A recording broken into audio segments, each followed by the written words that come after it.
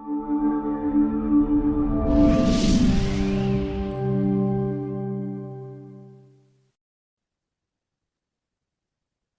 all. I welcome you all to Kingmakers IAS Academy's podcast session. We have a deep discussion with the UPSC CSC 2025's topper, Mr. Vaibhav. So, Mr. Vaibhav secured 344th rank in UPSC Civil Services 2025, and he has cleared this exam in his third attempt. And he has taken history as his optional, and his major is also from history. And we'll be discussing his 4 years journey with the civil services preparation and various strategies he adopted in all the three levels. Hi, Vaibhav, I welcome you to the session. Hello, sir. Thank you so much. We'll start by with your description about your journey. So you started off in 2022 and you gave your first attempt in 23. So how Yes. this 4 years has been to you? Discuss about your attempts. What happened in your first attempt, second attempt, and third attempt, and those things.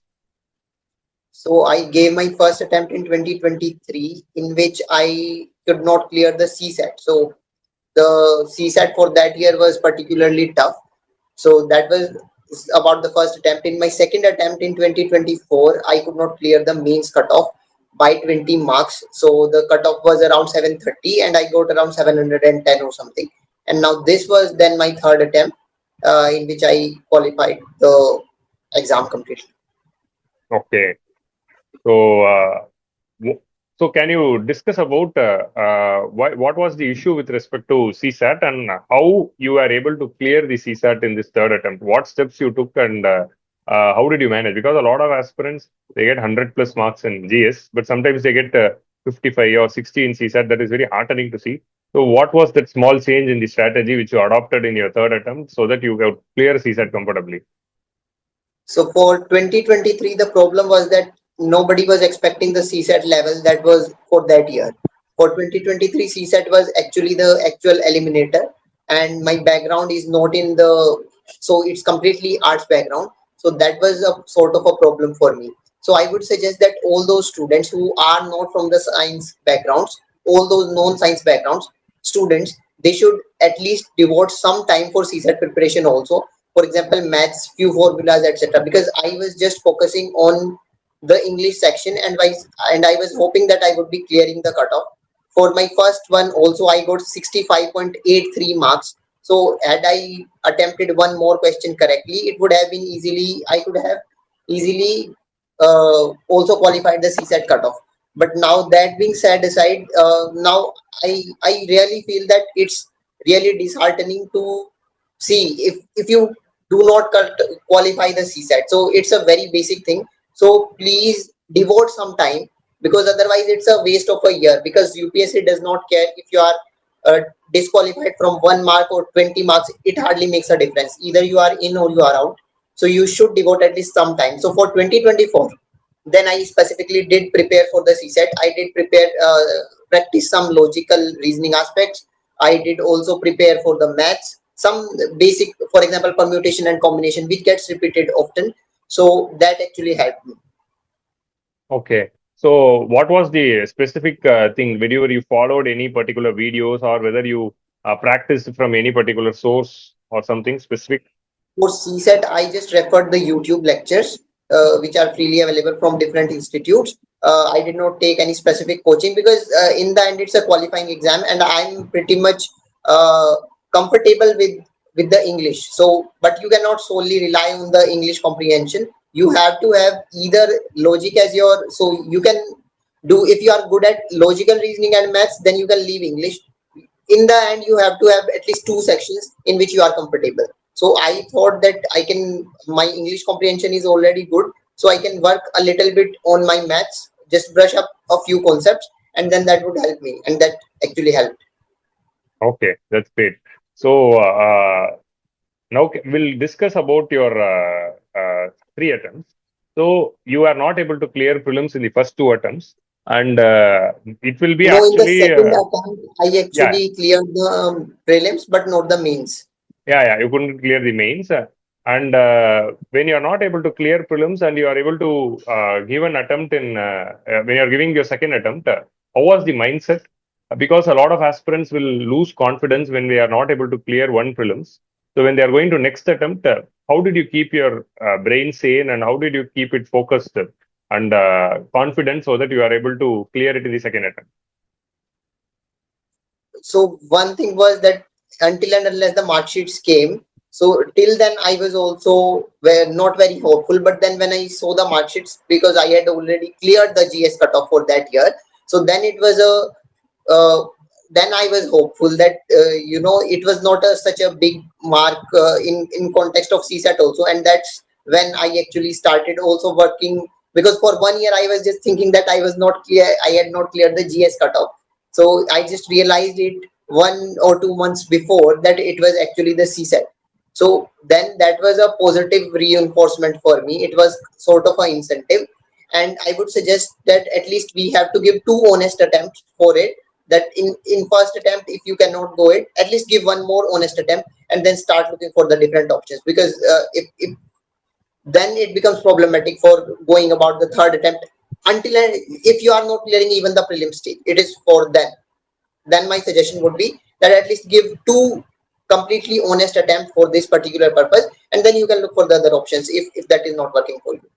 Okay, honest attempt means you should be preparing all the syllabus and every aspect and be foolproof Yes. and give your best. Okay, Yes. fine. So now we'll discuss about, see, if an aspirant comes and asks you, what is the main thing, the main aspect to clear prelims? So what will be your core advices to that aspirant?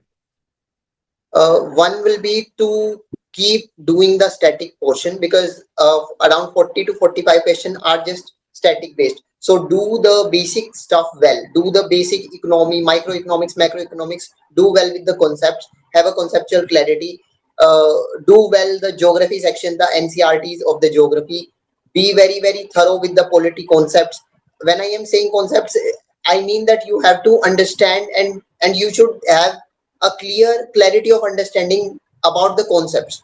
So that is where prelims plays through. I think yes, current affairs questions are they decide, basically they are not the cutoff deciders. The cutoff is decided on basis of the basics. So if you are good at the basics, I think that prelims can be qualified. It becomes a problem if your basics are not good. So at least develop that 2 or 3 subjects you are completely thorough with the basics, and then work for the current affairs. And then current affairs, nobody can learn current affairs, so it's better. So my approach for current affairs was to refer multiple sources, to see it multiple times, and it remains in your subconscious, so it can click in the exam. Otherwise nobody can learn the enormous current affairs data and stuff like that. Okay.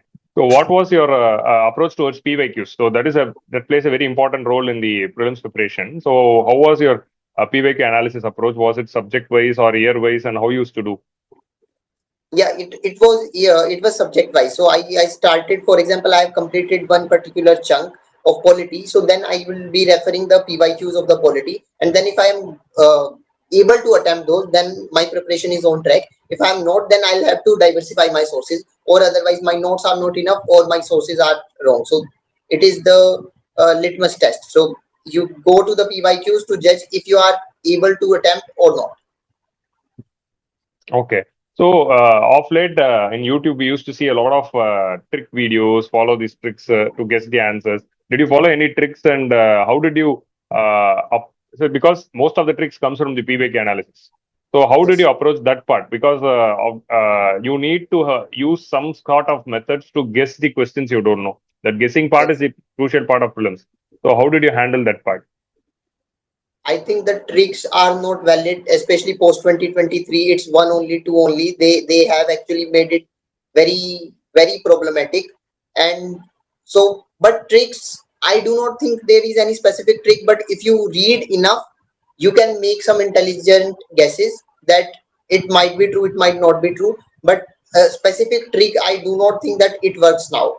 For example, even the extreme statements are now true or false, so they have started framing such kind of questions. Yeah. The tricks are not in post 2023. I have not, so in all my attempts prior to that there were some tricks that could have been used, but I do not think that any of such tricks help.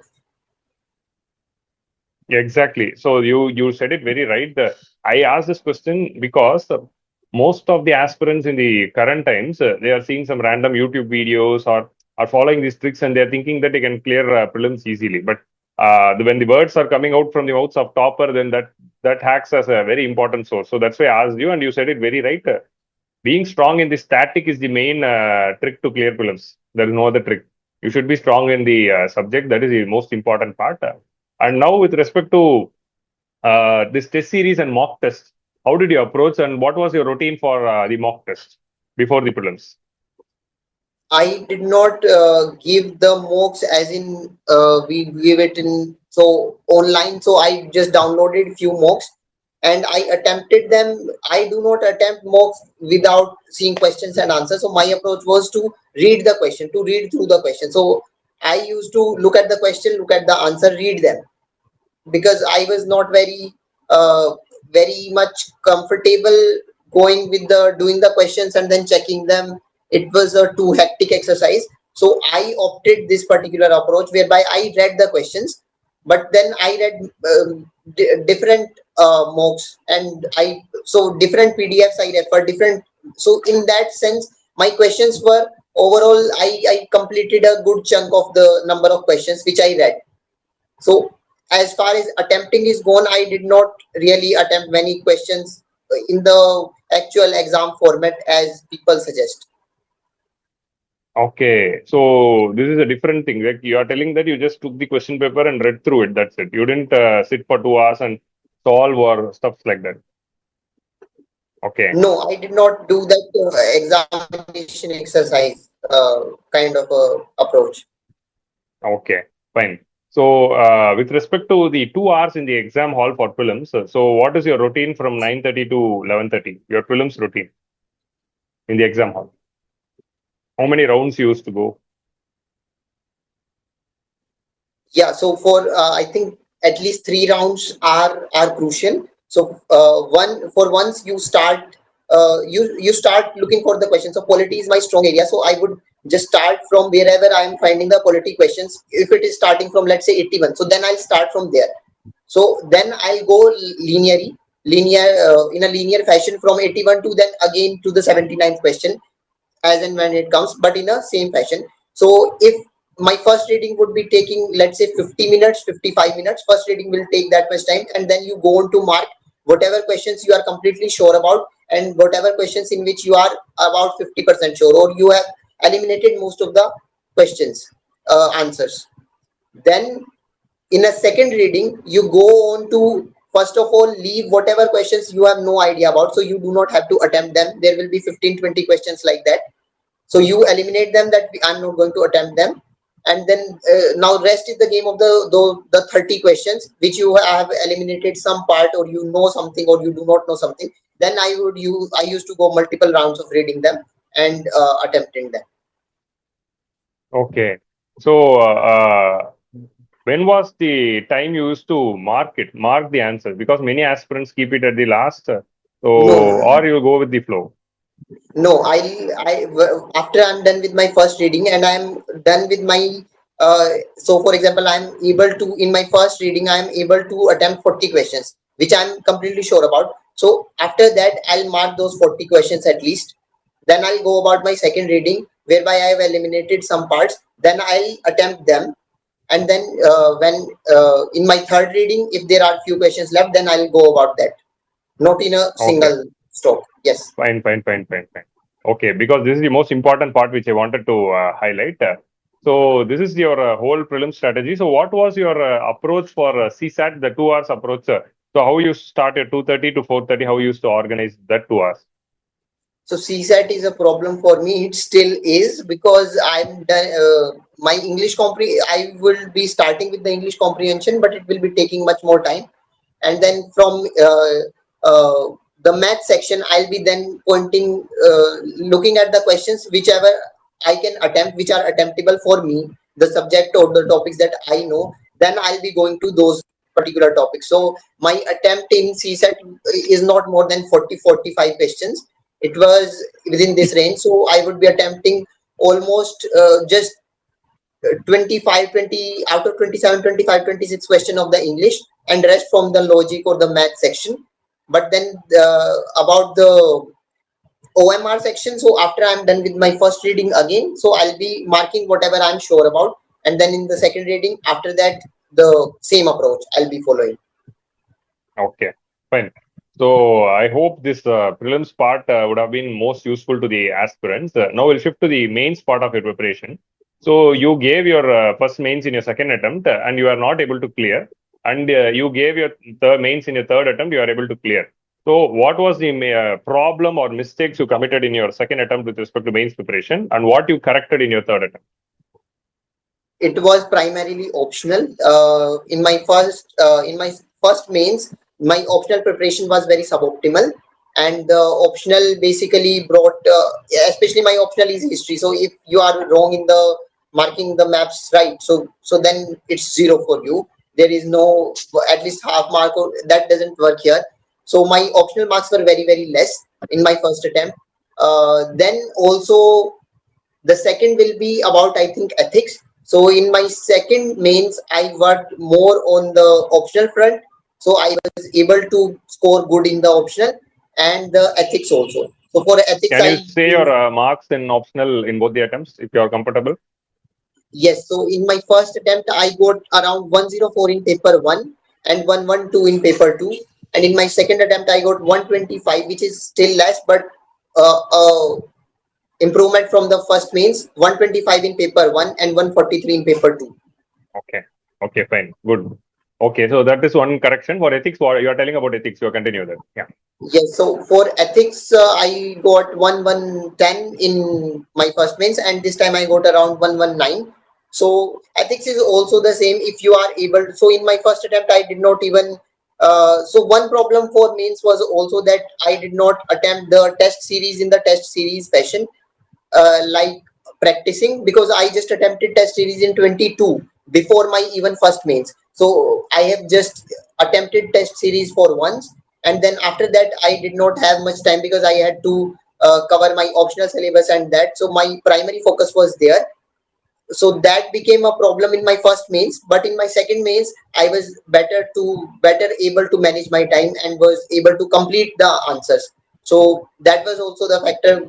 I could get 5-10 marks more in GS.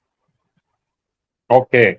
So with respect to ethics preparation, what was your approach towards ethics preparation, and how did you make your notes or practice it? Can you elaborate about your ethics preparation? So I think the basic notes format of all the main subject GS 1, 2, 3, 4 will remain same. All of these are very uh, short and crisp notes for 1 page or 2 page maximum notes for all the syllabus topics. Those are the means, and you have to then revise them multiple times. So it's a basic strategy, but you only follow it when you have failed one means. So everybody talks about it, but I also started following it after I failed my first means. So, but that is the approach. So there is nothing secret in it. Everybody speaks about it, but then it's how diligently are you following this particular approach, because you will have to limit whatever content you are reading in that case. So for prelims approach would be to look at the different sources and keep them revising, but for mains it's opposite, that you have to look at the same source multiple times so that it is registered in your memory and you can reproduce it while you are writing the answers. Exactly. So one more thing. So in your third attempt, with respect to ethics, what was? Can you go specifically, like with respect to seeing the topper's answer, or with respect to seeing any particular notes and what input you took from that, and it would have, and that you can mention that how that particular input has worked in your answer writing. In those aspects, I'm asking. Yes, so for toppers copies are important for all the subjects. It did not help me in GS 1, 2, 3, but it helped me in essay as well as ethics. So for example, you get to know you can note down various examples which the toppers are using. So in case studies also, you have to go beyond the case study and you can mention some current example which is relevant to that particular case study. So all of those aspects can come handy Then in ethics also, because time is very less, so you can make those diagrams of simply integrity and make Venn diagrams, honesty and all of that. So that actually also covers up the space and you get more time to then do other questions. So that also breaks the monotony of the examiner, I guess. So I think that the usage of diagrams and that helped in ethics, though I used the same in other GS, but my score did not improve much, so I cannot say the same about those aspects. But for ethics, it did help me. Okay. So, what can you talk something about your presentation techniques with respect to mains answer writing and your routine for managing the 3 hours to complete all those 20 questions? So I was never able to complete all the. So you cannot qualitatively complete all the 20 questions. You will have a few questions. Matlab one two questions will remain suboptimal. But then you have to judge when you are getting question paper. You have to judge which are the questions which you are not much confident about, and then you will have to leave them for the last, because anyways you are not getting much marks for those questions. So the approach would be to go for those questions firstly, which you are very much sure about, and then you can in the end last 10-15 minutes you will have 3 questions to attempt maybe, and then you can go in very fast about whatever you are remembering. Try to write anything. If an examiner is happy, they might give you 1 mark, or otherwise there is nothing to lose in that case. But to have a complete exam in the 3 hours, you'll have to attempt multiple test series. I think then it will be so. That is why I would think test series would be helpful if you are attempting them. So for time management part, rather than content, etc. So time management remained a problem even this time for me. Uh, so test series would be helping you there. Okay. How many tests you took before the mains and whether it was weekly or daily? This time I did not go for the tests because my optional preparation was because I did not prepare for the optional from the January itself. So I started my optional again in the July itself. So after the result came, so hence my to balance that, I just I just made the notes of the current affairs, kept on revising them, and did the practice. Like if there is a question, I would brainstorm it on 2-3 minutes. I would try to find that these are the points that I will be writing, this will be my conclusion. So this is how I would be practicing the questions. I'm not saying that you do not have to practice the questions, but as in writing format, that 3 hours sitting and doing 20 questions, I did not have time for that. So hence I did not attempt it. Okay. So then can you elaborate on your that 60 or so 75 days what you did between the prelims result and mains examination? So I completely do my current affairs, because current affairs from the last year's August you'll have to do for a 1 year current affairs. So that will take time, and then you have to make the current affairs notes GS wise. So if polity notes, then you'll have to integrate them with the polity basics, that the polity basic notes that you are having, like speaker, etc. Then there is a news about the speaker, or there is some code, then you integrate it there. So one thing is you go for current affairs, then you revise your basics like disaster management, internal security, whatever the syllabus is there, you do that, and then the optional. So my entire 75 days would have been gone within this. So I would be doing optionals and then GS. So it took me too much time to balance it and complete my syllabus, which is why I could not attempt the test series. Okay. But I would So how suggest did that one should attempt test series if the time management part of them is lacking. Okay, so you didn't even write daily 5 questions or 2 questions like that. You just prepared and you just directly wrote your No, test in no. the I, main. I did the brainstorming thing. I would be looking at Okay, the question. I would brainstorm it on 2-3 minutes. That these are the points I will be writing, 1, 2, 3, 4. It could be my conclusion. So by that sense, I would be referring new questions, trying to understand what I would be writing. But as in practicing writing, that part I did not do. Okay, fine. So now we'll discuss about the optional part. So what was your approach towards the mapping, to be specific? Because a lot of history optional students they find this marking a lot of map questions right as a challenging part. So how was your approach towards the mapping part? Mapping is genuinely difficult, and this year they did not even give the state political boundaries. So, and I have Yeah, not really scored much in the first paper. So I guess that optional, I my marks are less because my mapping was wrong. But my approach was Upinder Singh, the book Upinder Singh I referred, and then there is one book by Rashid sir. It is also for the history optional mapping. So these two books I did refer for the mapping section. Then you have to remember it. You have to practice it. I guess there is no easy way for the mapping. like from Upinder Singh, whichever location you see, you used to mark in map, or you just used to follow the maps in the Upinder Singh. No, you'll have to make separate maps. For example, if it's a Neolithic, so then make a separate map of the Neolithic. At least have two, three maps of Neolithic. In one, you can mark the South Indian sites. In one, you can mark the northeastern sites. Then the North Indian Ganga Doab sites. So because otherwise it will be too congested just for Neolithic. So for example, we are having 30 sites for Neolithic. So in one map it won't work. So at least have three, four maps for them. For Ashokan inscriptions, for example, you can have a single map. There are these 12 block inscriptions. You can map them and then just write and then make two, 3 points about each site. For example, if it's a Girnar, so where is it located? What are some aspects that you will be writing about it? So that actually whatever, you can even use chat GPT in it. You just need to know the name of the site. Otherwise, you will be able to write whatever something about it, but main thing is to identify the sites, and the Upinder Singh maps are then pretty much detailed in that aspect.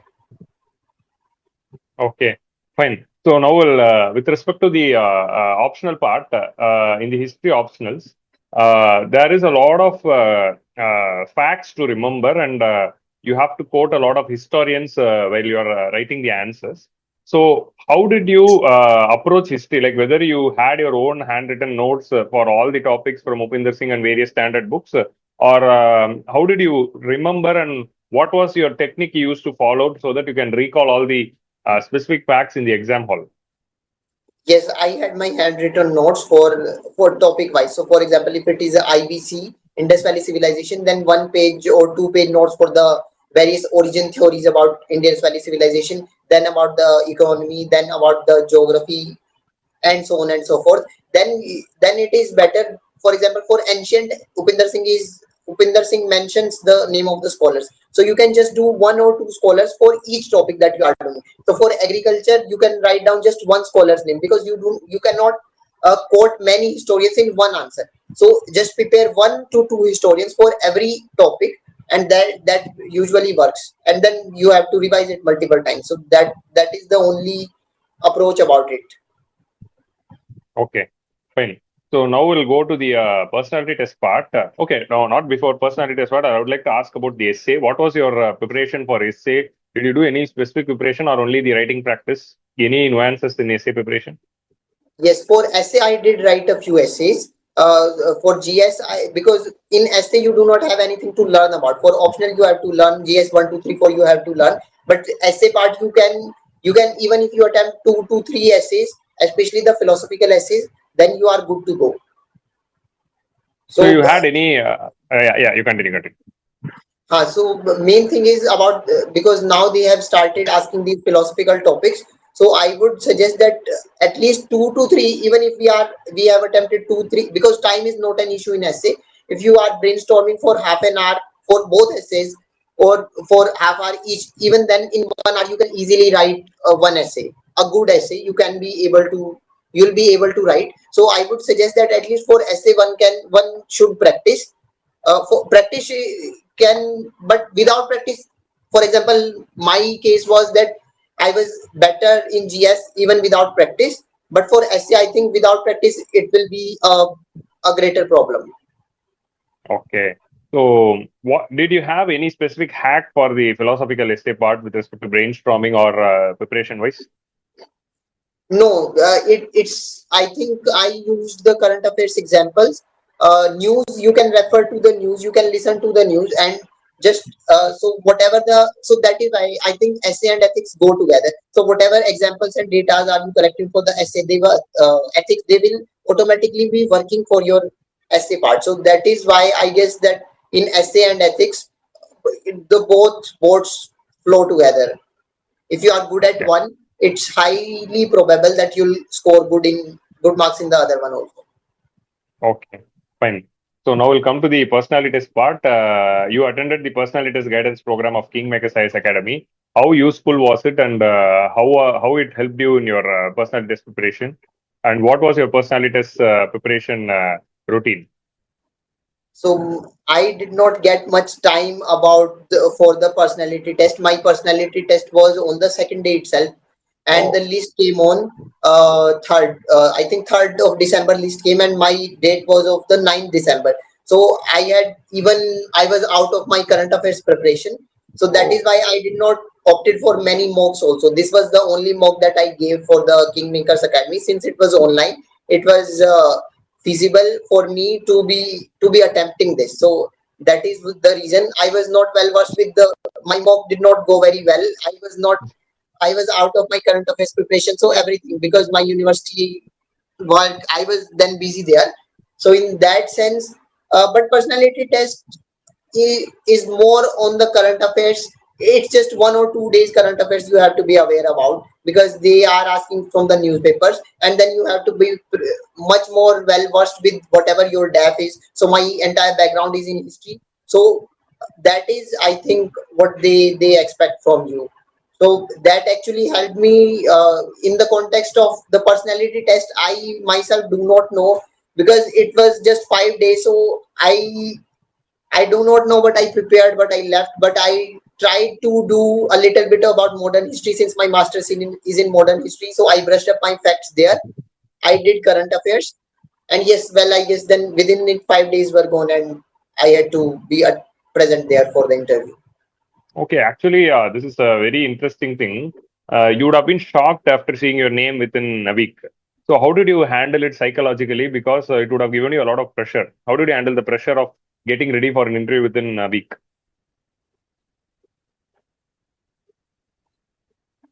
Have to do it, because it cannot be changed. You cannot cancel it. You cannot ask them to reschedule it. You have to attempt it. So that's the pressure, and that is how you go about it. I do not know what to say to this. Yeah, actually, generally, we used to get confidence for approaching any prelims, mains, or interview only if we had some substantial preparation. So, Yes. with this short notice, I think so this is your first interview. With this short notice, you would have that. How did you made up your mind the day? Because yeah, we have to get ready, we have to go, but still that confidence part. How did you come into that acceptance that I have to go? So I thought that whatever, because I knew what in context of interviews, it's very less about the academic things that they are asking. So I actually focused on the limited parts then. Whatever was one thing was that I did not go for my entire optional preparation as some people suggest. I just looked at the modern Indian history and tried to look at the few newspaper articles in and around history during the those 5 6 months. So for example, history revision of the textbooks and so on and so forth.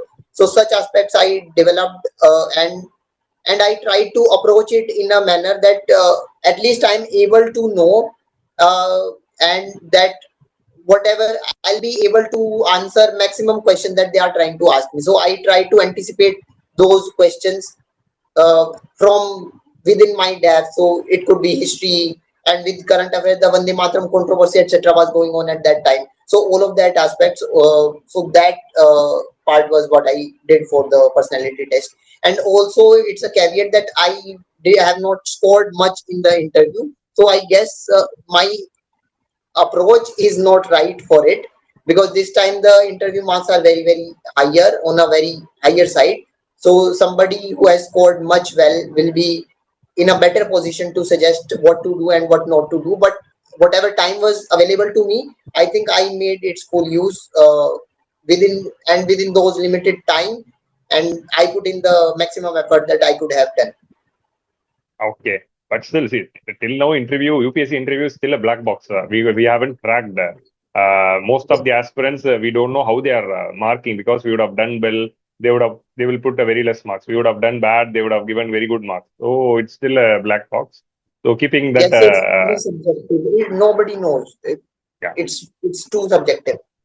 yes, yes, And then exactly. range is also very much. For example, this year the range is about 80 marks. So highest is 225 and then lowest is 150. You do not know what is the basis, but then that's the pattern. What can you say?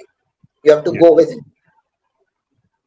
exactly. That is the reality. So, what service you are expecting this year, and are you planning to give next attempt, or you will be getting the service you wish for? I think I'll be getting IRS for this year. And now they have limited the attempts also for one. So I'm not sure. But I'll be attempting one. I'll be giving this one attempt, but I'm not sure that if I'm going to give it this year or next year, because we have two options. At least the 2025 batch people, we have these both options open to us. I'm yet to decide that. Okay, so you have to take a call whether it is 26 or 27. Yeah, that Yes, will be a crucial call. So, thank you, Vaibhav, for joining this discussion, and thank you for spending your time and discussing your strategy to the aspirants who are watching this interview in YouTube. So, thank you. So, I hope thank you. this interview would have been helpful to all the aspirants. And I would like to wish you all the best for your future and your next attempt, whichever year you are giving. Do well, and you will have a very good future ahead. Thank you.